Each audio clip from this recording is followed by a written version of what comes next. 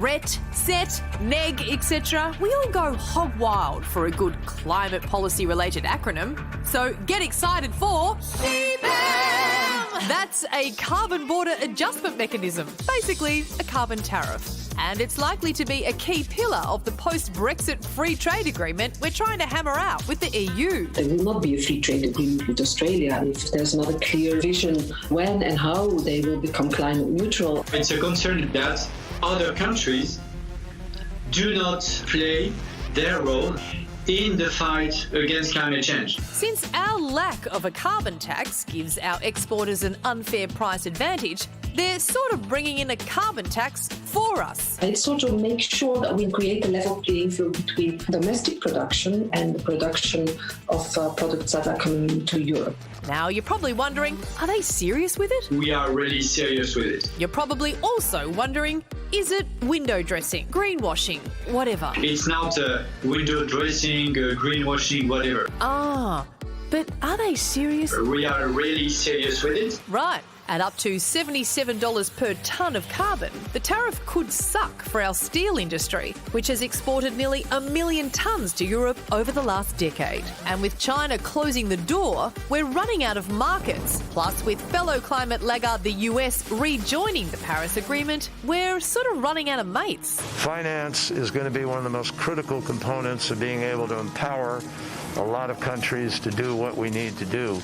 If only there was a simple solution hiding in plain sight. Pay a price for carbon pollution. The carbon tax is a bad tax. The targets we have set are reasonable ones. One-time warrior for climate change couldn't get the support of his own party. This is coal. Don't be afraid. Sorry, I meant a simple solution that isn't political kryptonite and hasn't brought down a succession of prime ministers. The coalition finds it very hard to get agreement on anything to do with emissions. Bryn O'Brien spends her days calling out corporate climate inaction with the Australasian Centre for Corporate Responsibility. Now, Bryn, we've gone out of our way to do very little on climate these last few years. Do you feel like this is Europe's way of calling us out on it?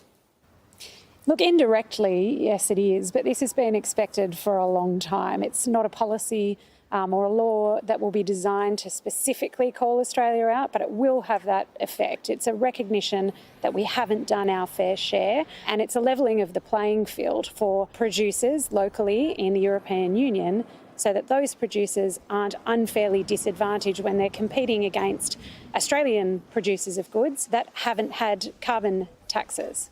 I was thinking about this before. Is this kind of the same situation as when you're in school and you feel like everyone's talking about you behind your back, saying that you're not very good, and it's only when someone's gutsy enough to pass you a note to say you're not very good that you actually realise you're not very good?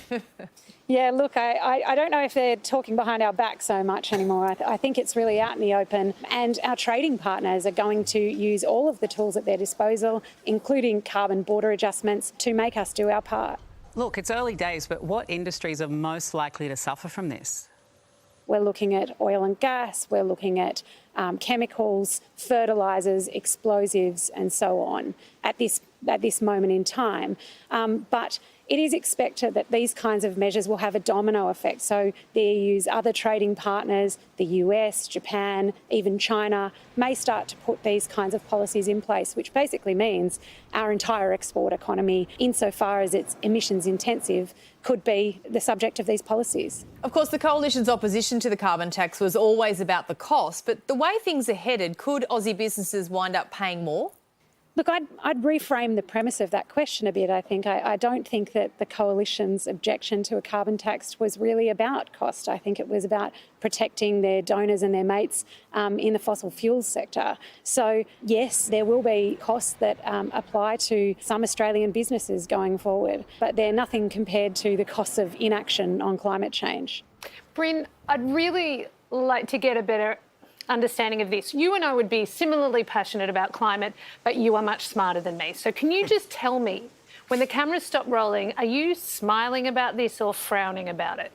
I think it's very hard to be satisfied and to be optimistic about where we're at the moment. There is an urgency of action, and I'm glad that our trading partners are taking action to fill the the kind of vacuum of policy and leadership in this country, because we have so very much to do. Well, Bryn, these are interesting times, and it sounds like it may just be the beginning of these tariffs. Thanks for talking with us. Thanks very much. From expert opinions to in-depth analysis and reporting, the Project YouTube brings you the biggest stories from Australia and around the globe. Hit the subscribe button now for news delivered straight to your feed.